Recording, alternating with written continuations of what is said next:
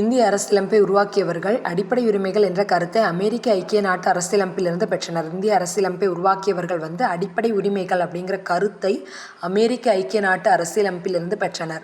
அரசு கொள்கையினை நெறிப்படுத்தும் கோட்பாடுகள் சேர்க்கப்பட்டுள்ள பகுதி அரசியலமைப்பின் பகுதி 4. அரசு கொள்கையினை நெறிப்படுத்தும் கோட்பாடுகள் சேர்க்கப்பட்டுள்ள பகுதி அரசியலமைப்பின் பகுதி 4. இந்திய அரசியலமைப்பின் பொதுப்பட்டியலில் இடம்பெற்றுள்ள வகைகள் 47 வகைகள். இந்திய அரசியலமைப்பின் பொதுப்பட்டியலில் இடம்பெற்றுள்ள வகைகள் 47 வகைகள். இந்திய அரசியலமைப்பின் இருந்து வேறுபட்டது அப்படின்னு கேட்டோம்னா குடியரசுத் தலைவர் முறை அரசாங்கம் மட்டும் வேறுபட்டது. இந்திய அரசியலமைப்பில் இருந்து வேறுபட்டது குடியரசுத் தலைவர் முறை அரசாங்கம். இந்திய உச்சநீதிமன்றம் அரசியலமைப்பால் அமைக்கப்பட்டது. இந்திய உச்சநீதிமன்றம் அரசியலமைப்பால் அமைக்கப்பட்டது. இந்திய அடிப்படை உரிமைகளின் பாதுகாவலன் நீதித்துறை. அடிப்படை உரிமைகளின் பாதுகாவலன் யாருன்னா நீதித்துறை. இது இம்பார்ட்டன்ட் கொஸ்டின். இந்திய குடியரசுத் தலைவரின் அதிகாரப்பூர்வ இல்லம் ராஷ்டிரபதி பவன், குடியரசுத் தலைவர் மாளிகை. உலகின் பெரிய ஜனநாயக நாட்டின் தலைவர் இல்லம் ராஷ்டிரபதி பவன்.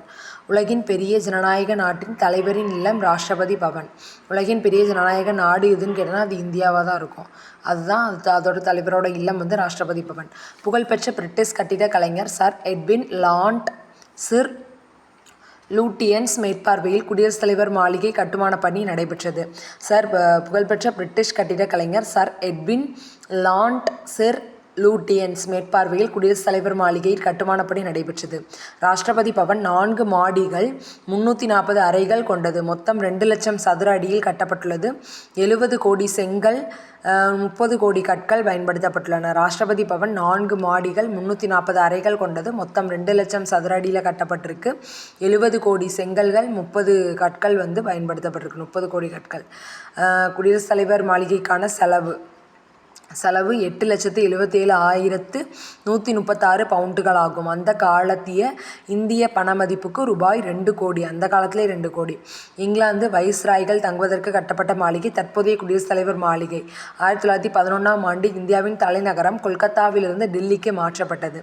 ஸோ டில்லி அப்படிங்கிறது 1911 மட்டும்தான் நமக்கு தலைமையாக இருக்குது, தலைநகரமாக இருக்குது. அதுக்கு முன்னாடி கொல்கத்தாவை தான் இருந்திருக்கு. அப்படி அறிவித்தவர் யாருன்னா ஜார்ஜ் மன்னர் 1911, அதாவது நம்மளோட சுதந்திரத்துக்கு முன்னாடி. அதனால தான் ஜார்ஜ் மன்னர் அறிவிச்சிருக்காரு.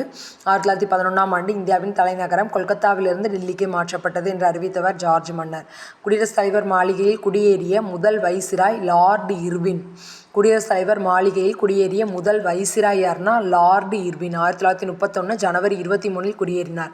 குடியரசுத் தலைவர் மாளிகையில் குடியேறிய முதல் வைசிராய் யாருன்னா லார்ட் இர்வின். இர்வின் பிரபுன்னு சொல்லுவோம்ல, அவர் தான். 1931 ஜனவரி 23 குடியேறியிருக்காரு. 31 குடியரசுத் தலைவர் மாளிகையில் குடியேறிய அதாவது முதல் இந்தியர் அப்படின்னு கேட்டோன்னா இந்திய முதல் கவர்னர் ஜெனரலான ராஜாஜி. குடியரசுத் தலைவர் மாளிகையில் குடியேறிய இந்தியர் யார், முதல் இந்தியர் யாருன்னு கேட்டோன்னா இந்தியாவின் முதல் கவர்னர் ஜெனரலான ராஜாஜி. பொது தேர்தல் முடிந்த பின் புதிதாக கூடும் மக்களவையின் முதல் கூட்டத்தொடரில் தற்காலிக சபாநாயகரை நியமிப்பது குடியரசுத் தலைவர் தான்.